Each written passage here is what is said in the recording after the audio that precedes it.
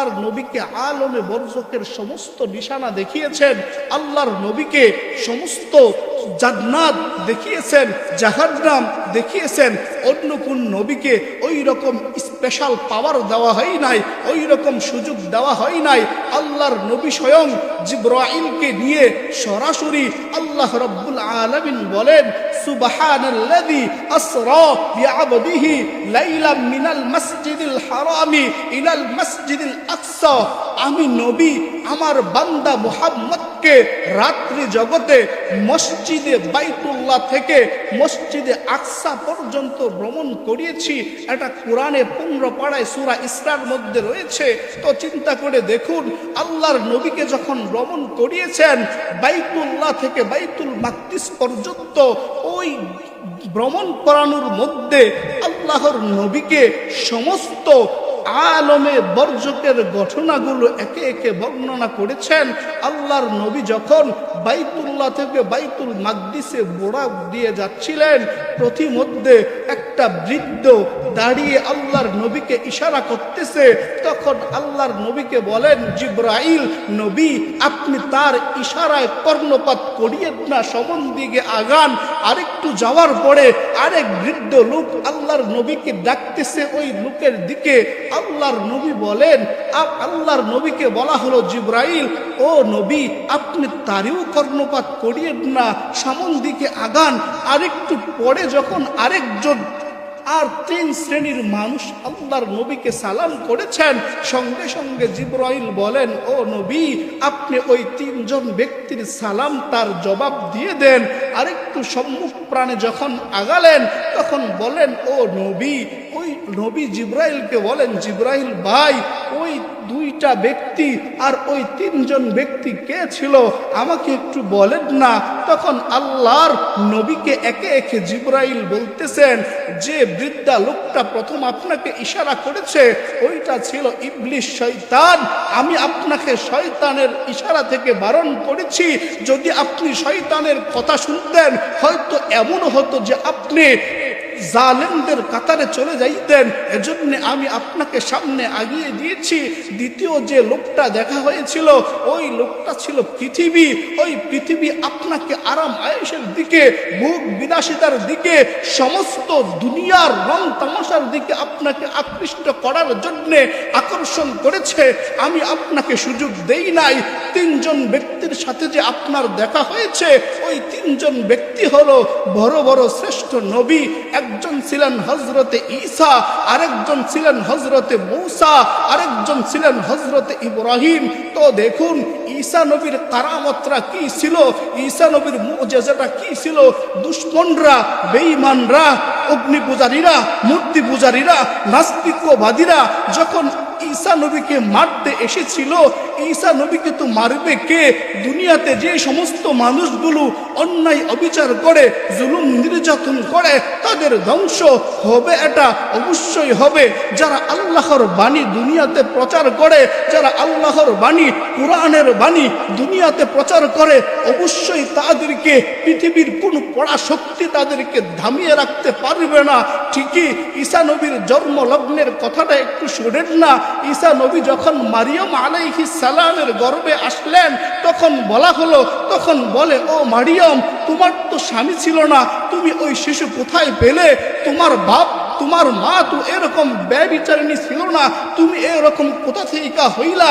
তখন সঙ্গে সঙ্গে মারিয়াম বলেন, ফাআশারাত ইলাইহি, আমাকে তোমরা বলিও না, আর আমি বললে তোমরা আমার কথা বিশ্বাসও করবা না।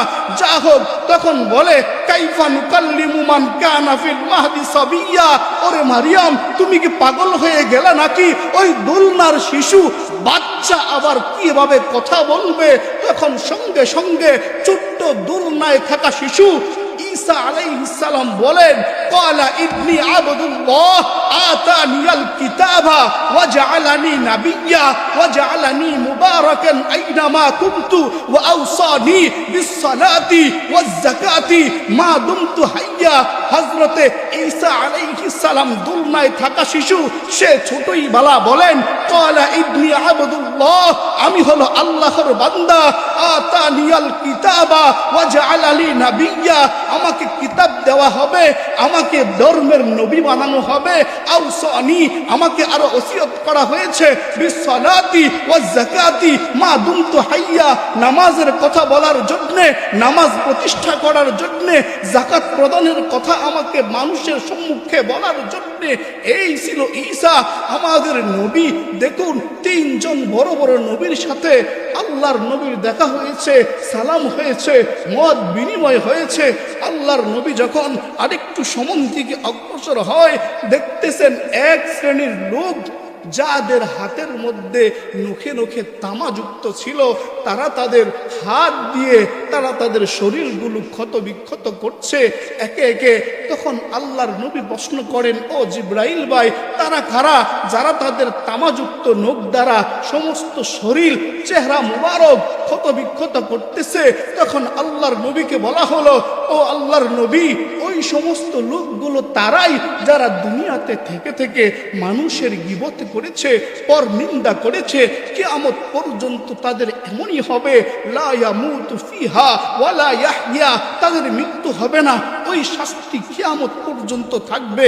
মুহতারাম হাজিরিন, আল্লাহর নবী যখন সফর করতে করতে আরেকটু সম্মুখে যান, আমি বুঝাচ্ছি আলমে বরজকের অবস্থা কি হয়েছিল।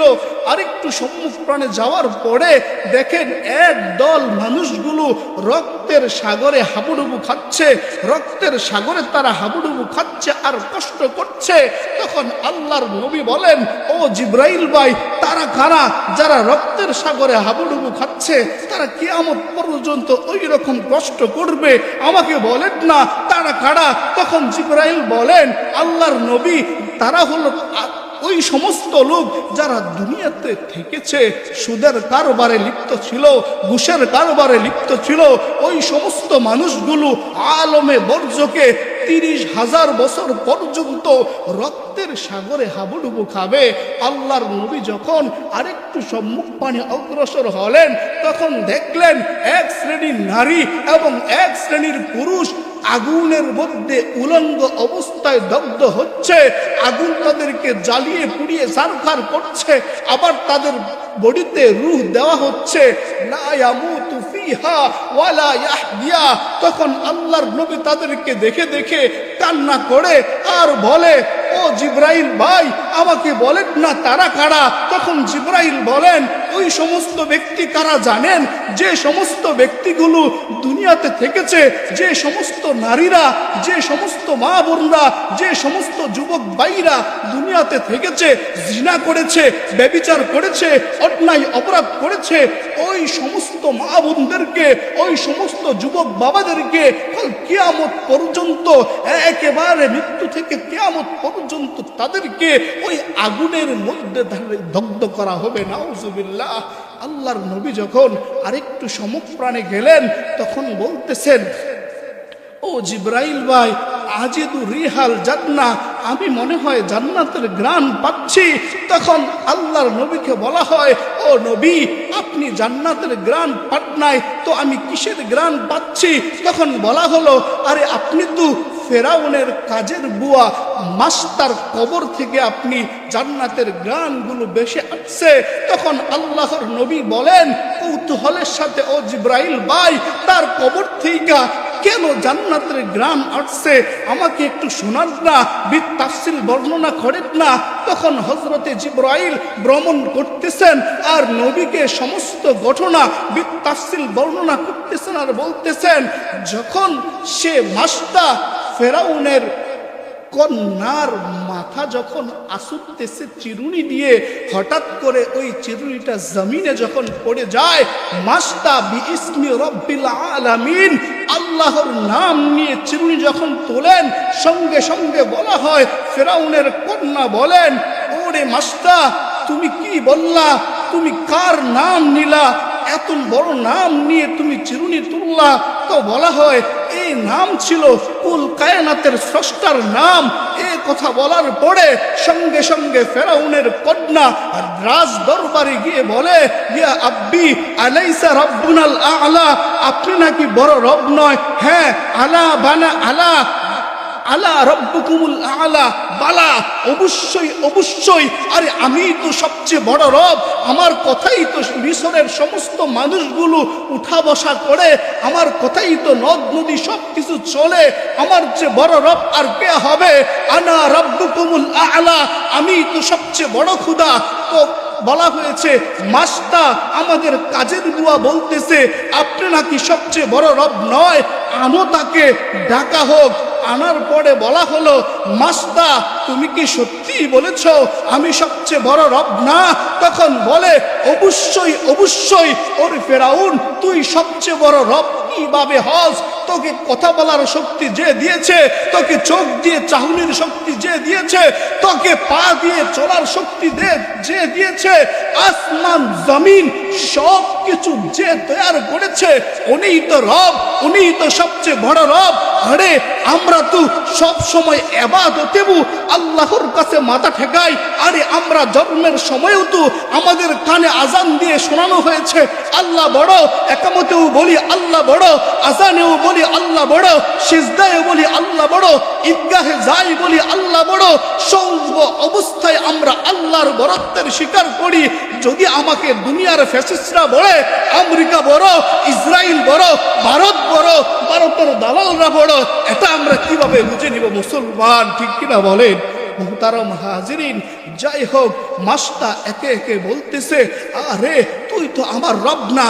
হুয়াল্লাহুল্লাযী লা ইলাহা ইল্লা হুয়ার রহমান আর রহিমুল মালিকুল কুদ্দুসুস সালামুল মুমিনুল মুহাইমিনুল আজিজুল জব্বারুল মুতাকাব্বির আল খালিকুল বারিউল মুসাব্বিরুল গফফারুল কাহ্হারুল ওয়াহাবুর রাজ্জাকুল ফাত্তাহুল আলিমুল কাবিদুল বাসিত আল খাফিজুর রফিউল মুইজ্জুল মুযিল্লুস সামিউল বাসির আল হাকামু আদলুল লতীফুল খবীরুল হালিমুল আজিমুল গফুরুশ শাকুরুল আলিয়ুল কাবীর আল হাফিজুল মুকিতুল হাসিবুল জালিলুল কারীমুর রাকিবুল মুজিবুল ওয়াসিউল হাকীমুল ওয়াদুদ আল মাজিদুল বাঈসুশ শাহীদুল হকুল ওয়াকিল আল কওয়িয়ুল হামিদুল মুহসি আল মুবদি আল মুঈদুল মুহয়ি আল মুমীতুল হাইয়ুল কাইয়্যুমুল ওয়াজিদুল মাজিদুল ওয়াহিদুল আহাদুস সামাদুল কাদিরুল মুকতাদিরুল মুকদ্দিম আল মুআখির আল আউয়ালুল আখিরুজ যাহিরুল বাতিনুল ওয়ালিয়ুল মুতাআল আল বিররুত তাওয়াবুল মুনতাকিম আফুউর রাউফ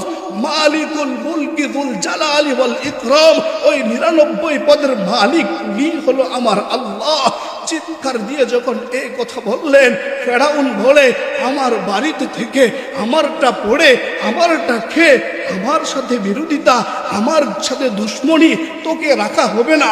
তোকে আর তোর সন্তান নবজাতক দুই শিশুকে ওই তেলে, জ্বলন্ত তেলে তোকে পুড়িয়ে সারখার করে দেওয়া হবে, ফ্রাই বানানো হবে। তবে তাই করা হলো। দুইজন নবজাতক বাচ্চা শিশুকে যখন মাস্টার সম্মুখে পুড়িয়ে সারখার করা হয়, ফ্রাই বানিয়ে দেওয়া হয়, সঙ্গে সঙ্গে মাস্টার চোখ দিয়ে পানি বের হচ্ছে। ফেরাউন হাসতে হাসতে বলে তোর তো এই অবস্থায় হবে।